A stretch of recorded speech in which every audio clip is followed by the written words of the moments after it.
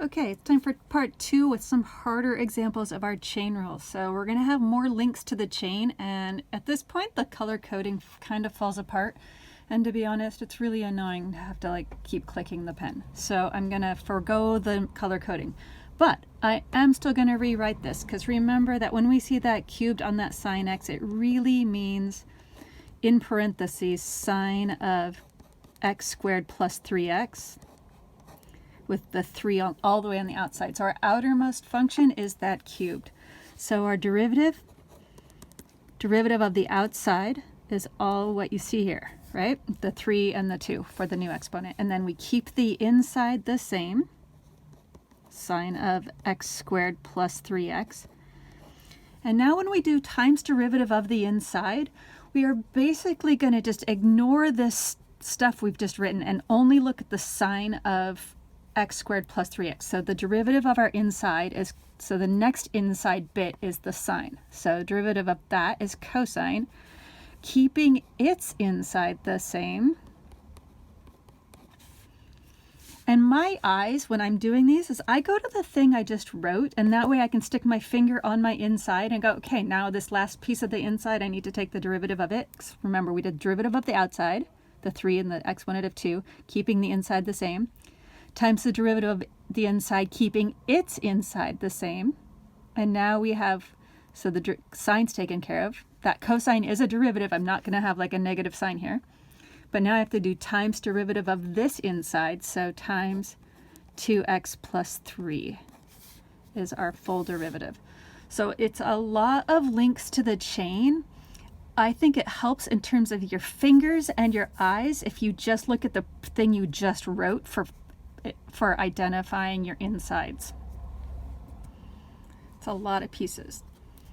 Okay, now this throws people off looking at something like y equals 4 cosine of negative 5x. Remember that if I take a function and multiply it by 4, it makes things 4 times steeper.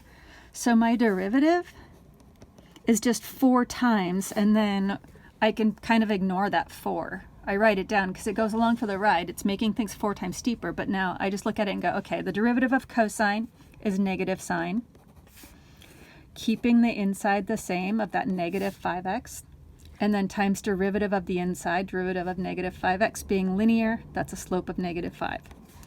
And I know if I wanted to, I could clean all this up and say that we have positive 20 sine of negative 5x, but it's okay to stop here. We don't have to make things pretty. In fact, if you don't make it pretty, I can actually see your process more. So in a way, this is kind of a better answer. I know there are probably mathematicians who would see this and go, no, don't leave it like that. But I say, leave it like that. One thing to really watch for, and I didn't point this out in my previous video, but when you're doing these derivatives, make sure you have appropriate notation. So you had your original as y equals, and then your derivative is y prime equals, or dy dx equals, or if you have an f of x, you would have f prime of x. So be really careful with that. If you had just said this thing is equal, that is not true. 4 cosine negative 5x does not equal the rest of this stuff. The derivative does. So be really careful with that. Okay, continuing. So I brought this one up as a harder example just because of this notation. People don't like it. When you see this ddx parentheses stuff, all it means is throw an equal sign down and find the derivative of that thing.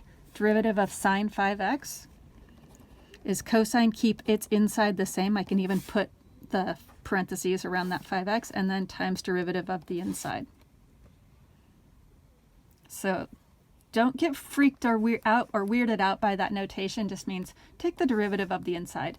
We use this notation a lot actually because it's almost like the function notation of calculus. It allows for something to be really short. This is just one single equation showing what 2 equations were done, earlier.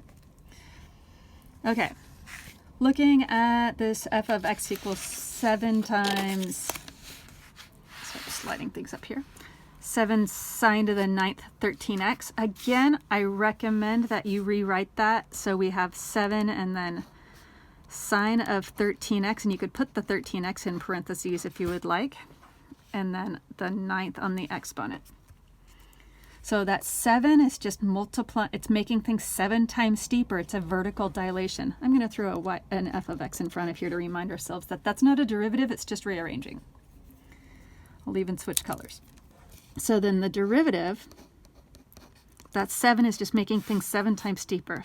I know I could write 63 here, but you know, multiplying 7 times 9 is really hard, so you got to watch it. So we have 9, keep the inside the same, new exponent 8, and then times derivative of the inside. I'm just going to stick my finger down here to remind myself of what I'm looking at. So the derivative of sine, we get cosine. Keep the inside the same. And now looking here, I stick my finger on my inside and then times derivative of the inside again. And yes, I could clean this up and get the 7, 9, and 13 all multiplied together, but you know what? I'm not going to. Okay, last one. If you can do this, you've hit next level. This is just ugly looking, isn't it? Maybe I'll even try to color code a little bit. So, and let's bring the Kraken back in. Okay, so derivative of the outside. So first of all, we have our f prime of x. You want to keep your notation consistent too. Like if you have f of x equals, you wouldn't say y prime equals underneath it. That wouldn't make sense. It would be like changing somebody's name in the middle, and people don't usually like it when you do that to them. Okay, so derivative of the outside. So we have the 4 and then the 3 for the exponent, and then we're going to keep the inside the same. X squared plus 3 to the negative 2 plus 5. So there's our derivative of the inside. Okay. Now we need to take the derivative of what I just wrote in red. So I have the derivative of this guy here. So make sure you put a multiplication dot there, because if you don't, you have subtraction happening because we have negative 2. So be super careful to have that dot there. Otherwise, you have a subtraction, not a multiply. So negative 2, keep its inside the same. In fact, I'm going to keep it so the same, it's still going to be red. So I've kept that inside the same. Be careful when you're subtracting 1 from negative 2. Sometimes that gets oddly difficult. It's negative 3. And then the rest of the derivative of the inside is, actually, I'm going to change this problem. I'm going to annoy people. I'm going to put that as a 5x just so that we can see a little bit more of what's going on. Okay, so so now looking at this red piece here, we have the derivative of the outside, which is here in keeping its inside the same, and then the rest of this derivative is plus 5.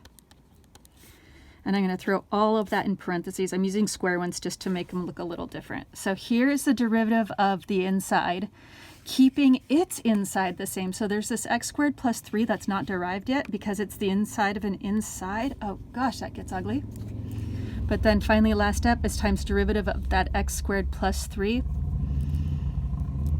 So we just have the derivative of x squared plus 3, so times a 2x there.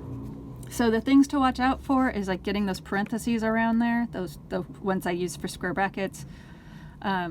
Just watch your notation really carefully. That's the main thing. And if you can pull off a problem like this, that means you're really good at the chain rule.